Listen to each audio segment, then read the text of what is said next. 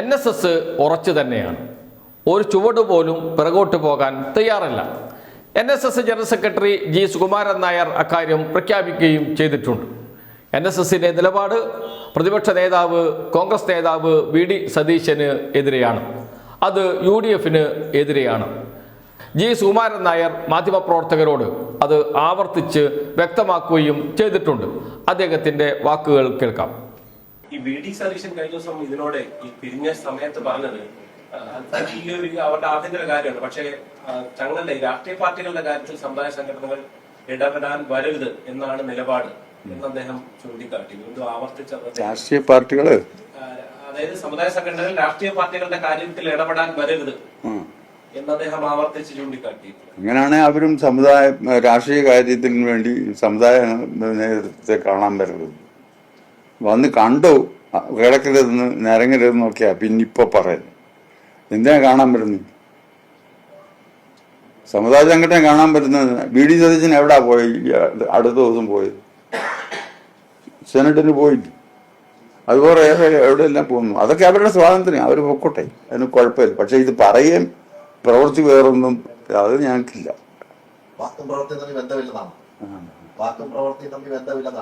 അല്ല, അതില്ലെന്നല്ലേ ഇപ്പൊ തെളിയിക്കുന്നത് അല്ലേ?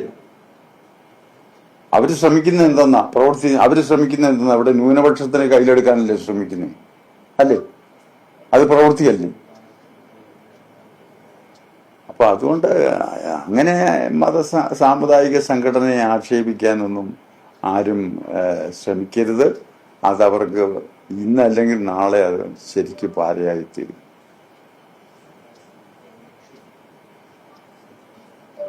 അവിടെ രാഷ്ട്രീയത്തോടൊന്നും എനിക്ക് അഭിപ്രായ വ്യത്യാസമൊന്നുമില്ല കേട്ടോ. ഇത് പറഞ്ഞുകൊണ്ടുള്ള ഒറ്റ വിരോധമല്ല, വേറെ ഒന്നുമില്ല. ഒറ്റ വാക്ക് പറഞ്ഞാൽ മതിയായിരുന്നു, എനിക്ക് അബദ്ധം പറ്റിപ്പോയി, ഇതൊന്ന് ഞാൻ തൂത്ത് കളയണം എന്ന് മാത്രം പറഞ്ഞില്ലല്ലോ. രഹസ്യമായി വന്ന് പറഞ്ഞാൽ വേറെ വേറെടുത്തും പോയി പറഞ്ഞാൽ മതി. പരസ്യമായിട്ട് പത്രത്തിൽ കൂടെ നിങ്ങളൊരു യോഗത്തിൽ വെച്ച് അയാളുടെ ദൂതനെ അയച്ചിരുന്നില്ല, ഒരു യോഗത്തിൽ വെച്ച് പരസ്യമായിട്ട് ഇങ്ങനെ അബദ്ധം എനിക്ക് പറ്റിയിട്ടുണ്ടെന്ന് മാത്രം പറഞ്ഞാൽ മതി. ഞങ്ങൾക്ക് തരിക, ഞങ്ങളെ കാണുക, ഒന്നും വേണ്ടെന്ന് പറഞ്ഞാൽ അത് ഞങ്ങൾക്കുണ്ട്. ഇല്ല, ആ ദൂതൻ വന്നാൽ അയച്ചതാണോ അയാള് എന്നാണ് അങ്ങനെ സെക്രട്ടറിയാ വന്നു.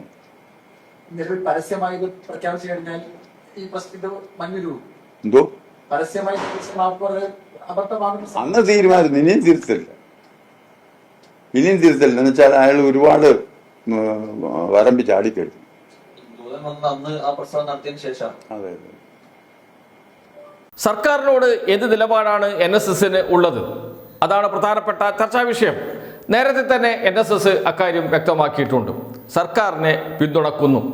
ശബരിമല വിഷയത്തിൽ NSSനോട് സ്വീകരിച്ച നിലപാടിൻ്റെ വിഷയത്തിൽ സർക്കാരിനെ പിന്തുണ പ്രഖ്യാപിക്കുന്നു. അതിൽ യാതൊരു മാറ്റവും വരുത്തേണ്ട സാഹചര്യം ഇപ്പോഴില്ല എന്ന് NSS ജനറൽ സെക്രട്ടറി വ്യക്തമാക്കുന്നുണ്ട്. എന്ന് വെച്ചാൽ സർക്കാരിനെ NSS പൂർണ്ണ പിന്തുണ നൽകുന്നു.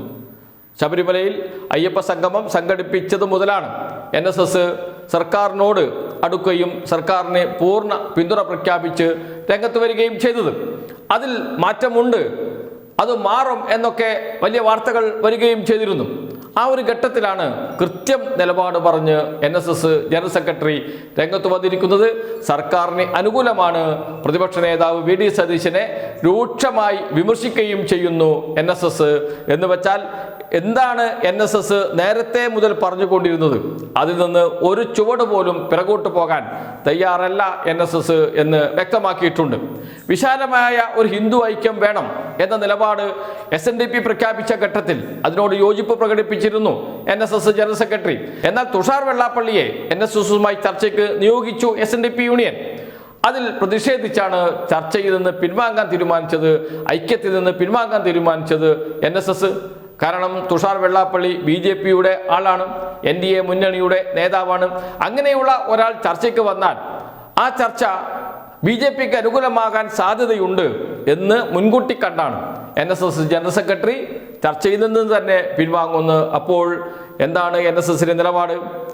UDFനെതിരെയാണ്, സർക്കാരിന് അനുകൂലമാണ്, എന്തിനേറെ പറയുന്നു, BJP യോട് കടുത്ത എതിർപ്പ് പ്രകടിപ്പിച്ച് മുന്നോട്ട് പോവുകയും ചെയ്യുന്നു.